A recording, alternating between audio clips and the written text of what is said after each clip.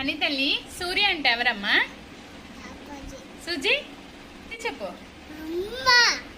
సాహిత్య సాహిత్య సాత్విక హనీ నువ్వు హనీ అంటే కదా. సుభద్ర గట్టి చెప్పు.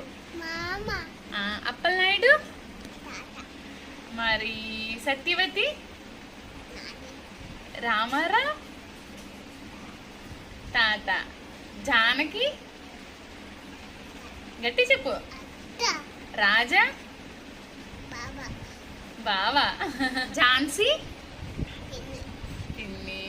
మాము గట్టి చెప్పు. ఇంకా మామ అశోక్ మామ. చెర్రీ ఎవరు నాన్న? వదినా. Very good.